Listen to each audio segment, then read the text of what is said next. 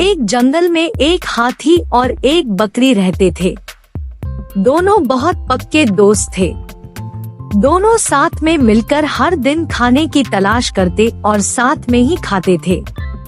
एक दिन दोनों खाने की तलाश में अपने जंगल से बहुत दूर निकल गए। वहाँ उन्हें एक तालाब दिखाई दिया।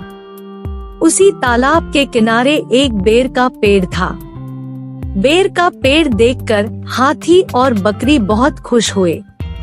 वह दोनों बेर के पेड़ के पास गए। फिर हाथी ने अपनी सूंड से बेर के पेड़ को जोर से हिलाया और जमीन पर ढेर सारे पके हुए बेर गिरने लगे।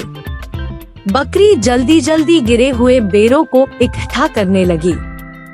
संयोगवश उसी बेर के पेड़ पर एक चिड़िया का घोंसला भी था, जिसमें चिड़िया का एक बच्चा सो रहा था और चिड़िया दाने की खोज में कहीं गई हुई थी।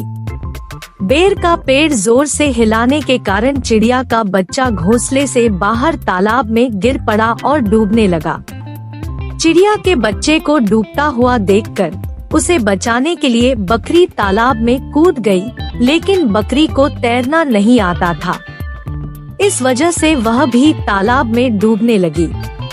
बकरी को डूबता हुआ देखकर हाथी भी तालाब में कूद गया और उसने चिड़िया के बच्चे और बकरी दोनों को डूबने से बचा लिया। इतने में चिड़िया भी वहाँ पर आ गई थी और वह अपने बच्चे को सही सलामत देखकर बहुत खुश हुई। उसने हाथी और बकरी को इसी तालाब और बेर के पेड़ के पास रहने के लिए कहा। तब से हाथी और बकरी भी चिड़िया के साथ उस बेर के पेड़ के नीचे रहने लगे। कुछ ही दिनों में चिड़िया का बच्चा बड़ा हो गया। चिड़िया अपने बच्चे के साथ जंगल में घूमकर आती थी और हाथी और बकरी को जंगल में किस पेड़ पर फल लगे हैं इसकी जानकारी देती थी।